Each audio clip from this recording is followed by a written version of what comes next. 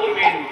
তুলসী মালা কিনতে গেলে আসল তুলসী মালা পাবেন না, নকল তুলসী মালা উঠেছে, আজকাল তুলসী মালা ব্যবহার হচ্ছে।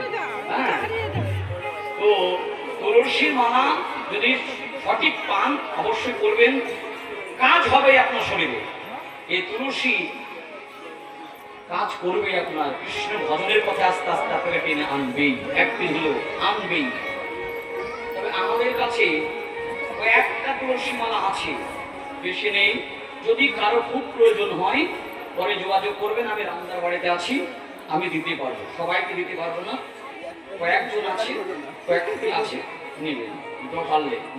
তুলসী মালা পড়বেন, তুলসী ছাড়া গোবিন্দ কোনো কিছু গ্রহণ করে না। করবে?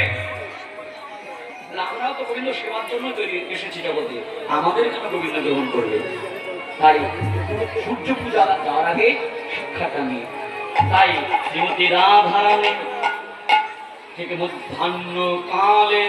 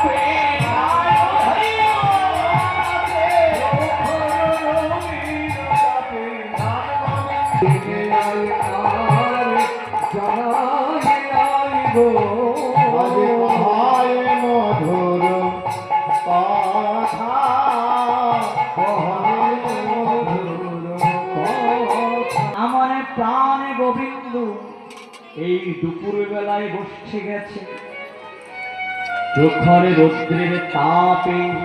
দেখছিস কত সূর্যের তাপ, সূর্যের আলো কত তেজ। এই দুপুরবেলা আমার বধূ বসে গেছে ধেনুবস্ত্র পাল লয়ে, না জানে কত না কষ্ট হচ্ছে, না জানে কত না ব্যথা লাগেছে।